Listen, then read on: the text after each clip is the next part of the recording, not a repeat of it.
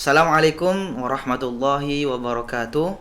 Hamdan wa syukran lillah, salatan wa salaman ala Rasulillah sallallahu alaihi wasallam. Mas dan Mbak sekalian, santriwan dan santriwati persada yang dirahmati Allah Subhanahu wa taala. Alhamdulillah kita sudah memasuki pertemuan yang ketujuh nih, ya. Oke, langsung saja kita lanjut. Di pertemuan sebelumnya terpotong ya ayat yang kita bahas, tapi intinya di pertemuan yang sebelumnya kita sudah membahas satu hukum dari ayat firman Allah pada surah Al-A'raf ayat ke-31 ya. Ayat 31 dari potongan itu ya. Jadi bahwa Allah Subhanahu wa taala memerintahkan kita untuk menutup aurat setiap kita mau melaksanakan sholat ibadah, sholat maupun tawaf ya. Nah, tawaf itu udah dengan ketentuan pakaiannya ya, ketentuan syar'i, pakaian ketika sedang tawaf seperti itu. Nah, kita harus menutup aurat, dan ini membantah, lagi-lagi saya ulangi, ini membantah praktek keberagamaan yang dilakukan oleh masyarakat jahiliyah ketika itu, di mana mereka bertawaf dalam keadaan telanjang.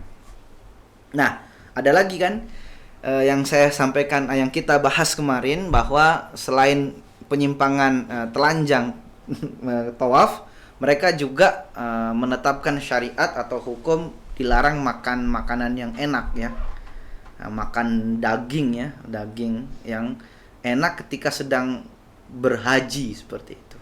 Nah, itu juga dibantah oleh Allah Subhanahu wa taala melalui firman ini.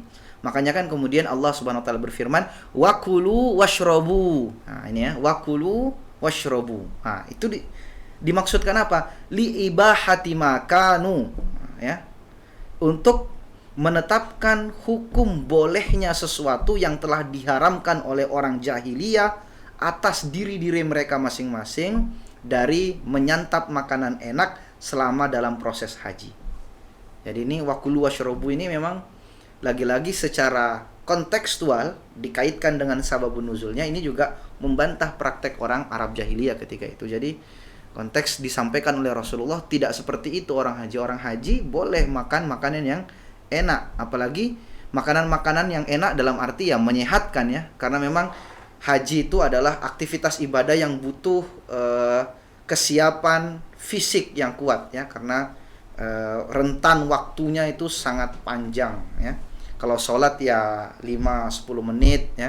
Kalau sholat tahajud juga paling lama berapa jam. Tapi kalau haji ini kan berhari-hari seperti itu. Nah, perjalanan mulai dari awal sampai akhir itu butuh persiapan yang tidak sedikit.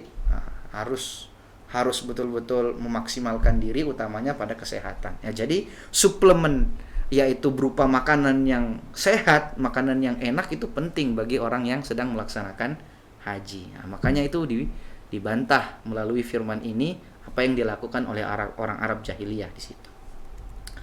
Lalu kemudian Allah Subhanahu wa taala berfirman, wala tusrifu ya, wala tusrifu ya. Ai la tatajawazul hadda. Nah, ini ya. Yang dimaksudkan wala tusrifu adalah janganlah kalian melampaui batasan yang telah ditentukan. Apa batasan itu? Apa bentuk melampaui batas itu? Nah, di sini dikatakan bitahlilil harami wa tahrimil halali. Dengan menghalalkan sesuatu yang diharamkan Allah dan mengharamkan sesuatu yang dihalalkan oleh Allah. Jadi kata-kata tusrifu itu tidak hanya berpulang kepada makan dan minum, tidak. Tetapi berpulang sampai pada ayat yang pertama, perintah yang pertama, khudhu zinatakum. Nah, sehingga tusrifu ini berlaku juga kepada orang-orang musyrikin ketika itu. Karena mereka apa? Mereka yatajawazunal hadda. Mereka telah melampaui batas yang telah ditentukan oleh Allah. Dan batas-batas itu yang berhak menentukan itu adalah Allah Subhanahu wa taala. Apa batas itu? Itu menghalalkan sesuatu dan mengharamkan sesuatu. Sementara pada prakteknya mereka mengharamkan atau menghalalkan sesuatu yang diharamkan. Apa itu? Mereka tawaf dalam keadaan telanjang. Padahal telanjang itu tidak boleh, diharamkan beribadah mahdoh dalam keadaan telanjang. Nah, mereka telanjang. Nah, makanya Allah khudzu zinatakum inda kulli masjidin. Atau juga mereka telah mengharamkan sesuatu yang sebenarnya dihalalkan oleh Allah. Apa itu? Makan ketika sedang proses haji. Nah, itu mereka mengharamkan padahal itu dihalalkan oleh Allah. Itu bentuk tusrifu yang pertama ya. Bentuk tusrifu yang pertama artinya bentuk melampaui batas, melampaui hukum yang telah ditentukan oleh Allah. Nah, barulah kemudian yang kedua, bentuk tusrifu yang kedua adalah wala tufarritu au wala tufritu fil akli wasyurbi au wasyurbi lima fihi minad darar ya. Dan janganlah kalian berlebih-lebihan, ifrat ya, di dalam soal makan, minum, karena berlebih-lebihan dalam hal itu dapat menyebabkan mafsadah, banyak dapat menyebabkan kerusakan. Nah, ini yang penting ya. Jadi yang bentuk tusrifu yang kedua ini juga tidak boleh kita lakukan. Tetapi yang pertama itulah yang sangat kontekstual dengan ayat ini. Nah, dikatakan di sini qala ba'dus salaf jama'allahu at-tibba fi nisfi ayah wa kulu washrabu wala tusrifu.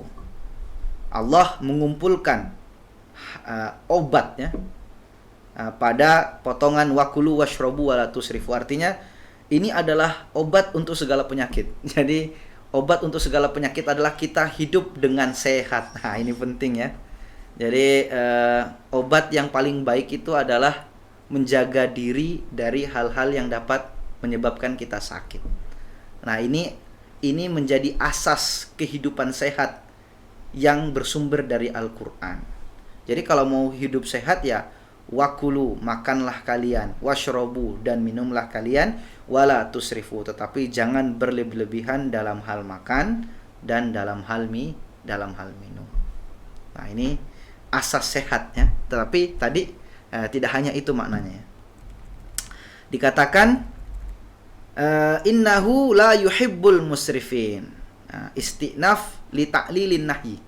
Jadi kata innahu la yuhibbul musrifin ini menjadi sebab adanya larangan ini ya. Sebab adanya larangan. Karena apa? Karena sesungguhnya Allah tidak mencintai, tidak menyukai orang-orang yang berlebih-lebihan. Baik berlebih-lebihan dalam bentuk yang pertama tadi maupun dalam bentuk yang kedua. Bentuk yang pertama tadi apa? Nah, itu tadi. Berlebih-lebihan sehingga melakukan sesuatu yang bukan haknya. Menghalalkan sesuatu dan mengharamkan sesuatu. Padahal itu adalah hak prerogatif Allah Subhanahu wa taala. Manusia tidak bisa ya. Dalam soal-soal itu halal dan haram itu ditentukan oleh Allah Subhanahu wa taala. Nah, itu bentuk yang pertama dan Allah tidak senang. Tidak menyukai orang yang melampaui batas yang pertama itu. Dan juga Allah juga tidak senang pada yang kedua ini. Yang kedua adalah berlebih-lebihan dalam soal makan, berlebih-lebihan dalam soal minum, dan juga sebenarnya berlebih-lebihan dalam hal apapun ya, itu juga tidak diperbolehkan. Karena dalam sebuah hadis dikatakan khairul umuri awsatuha. Sebaik-baik perkara itu pertengahannya saja. Jadi seimbang seperti itu. Kemudian mahasiswa sekalian, di sini dikatakan pada ayat yang selanjutnya yaitu kul. Di sini dikatakan Nah, kan di situ kemudian Allah mengatakan kul man harrama ya.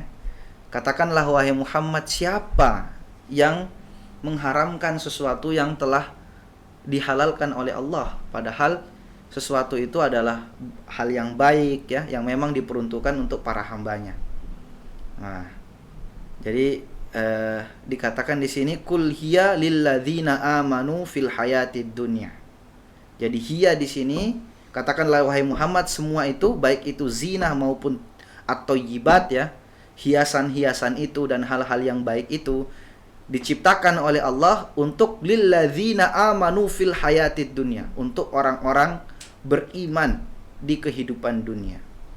Di sini dijelaskan, yakni annaha khuliqat min ajlihim fid dunya wa in syarakahum fiha al-kuffaru taba'an. Nah, ini ya. Jadi semua itu diciptakan oleh Allah di dunia ini untuk orang yang beriman. Meskipun di dalam pemanfaatannya atau di dalam penikmatannya, yang menikmati itu tidak hanya orang beriman, ada juga orang-orang kafir sebagai pengikut, ya. Nah, di sini kemudian dikatakan walam yakul lil ladzina amanu wa ghairuhum liyash'ura annaha aslan lil mu'minin. Nah, ya, ini. Kenapa kemudian Allah tidak mengatakan hanya untuk orang beriman dan juga selainnya, ya. Kenapa hanya Allah menyebutkan orang beriman saja, lilladzina amanu fil hayatid dunya, ya? Kenapa tidak disebutkan di situ lilladzina amanu wa ghairuhum, untuk orang beriman dan selain orang beriman? Karena padahal kenyataannya orang yang tidak beriman juga merasakannya. Karena apa? Karena agar mereka mengetahui, agar kita mengetahui bahwa sebenarnya atau pada hakikatnya seluruh yang diciptakan oleh Allah berupa hal-hal yang baik di muka bumi ini memang hanya diperuntukkan untuk orang beriman saja. Nah, adapun yang lain itu hanya ikut-ikutan saja, maksudnya orang yang ikut atau turut serta merasakan kenikmatan dari hal-hal yang diciptakan oleh Allah itu. Padahal tujuan dari penciptaan itu hanya untuk orang yang beriman. Jadi syarat sebenarnya kita bisa merasakan kenikmatan yang hakiki, ya, dan segala sesuatu yang diciptakan oleh Allah di muka bumi ini adalah keimanan. Karena memang pada hakikatnya bumi dan seluruh isinya Allah ciptakan untuk orang-orang beriman atau orang-orang yang mau menjadi khalifatullah, menjadi betul-betul menjadi khalifatullah di muka bumi ini dengan mengikuti panduan yang memang telah Allah turunkan untuk khalifah-khalifah ini. Kemudian wa qauluhu khalisatan yaumal qiyamah ay khassatan bihim fil akhirah la yusyarikuhum fiha al-kuffar. Nah, ini ya. Sehingga kemudian firman Allah khalisatan yaumal qiyamah kan lilladzina amanu fil hayatid dunya, kemudian khalisatan yaumal qiyamah itu menunjukkan adalah kenikmatan-kenikmatan itu nanti atau kebaikan-kebaikan itu nanti secara konsisten atau secara terusnya nanti itu hanya diperuntukkan kepada orang beriman saja di hari kiamat nanti. Sementara orang kafir, orang-orang yang tidak beriman itu sudah tidak merasakan kenikmatan itu di hari kiamat. Mereka hanya bisa merasakan merasakan kenikmatan itu di dunia saja, tetapi mereka tidak bisa ikut merasakan kenikmatan itu di akhirat kelak. Nah, jadi atau dengan kata lain kita bisa mengatakan seperti ini. Bagi orang beriman, setiap yang dia rasakan di muka bumi ini akan ada dampaknya di akhirat kelak. Selama dia merasakan kenikmatan itu dengan kesadaran imannya. Orang beriman merasakan kenikmatan pakaian yang bagus dia pergunakan untuk sholat. Kenikmatan pakaian yang bagus ini akan berdampak positif nanti di akhirat kelak. Orang beriman diberikan kekayaan berupa perhiasan di muka bumi ini, banyak uangnya, dia sadar akan kenikmatan tersebut, dia tasarrufkan, dia wujudkan di jalan Allah, maka dampak dari kenikmatan itu akan sampai di akhirat kelak. Sementara orang yang orang yang tidak beriman, mereka akan merasakan kenikmatan yang sama di muka bumi ini, tapi tidak akan ada dampak positifnya. Dia tidak akan menjadi bekal di akhirat kelak nanti. Itulah yang disebut khalisatan yaumal qiyamah. Jadi, itu ya kesimpulannya. Lagi-lagi kita bisa mengambil banyak sekali hikmah dari ayat ini. Semoga kita tidak menjadi orang yang musrifun, ya, orang yang berlebih-lebihan. Baik itu berlebihan dalam bentuk pertama, kita melanggar ketentuan-ketentuan halal dan haram yang ditentukan oleh Allah, ataupun kita musrifun, berlebih-lebihan dalam bentuk kedua, yaitu berlebihan di dalam merasakan kenikmatan dunia ini. Lebih dan kurangnya mohon dimaafkan. Assalamualaikum warahmatullahi wabarakatuh.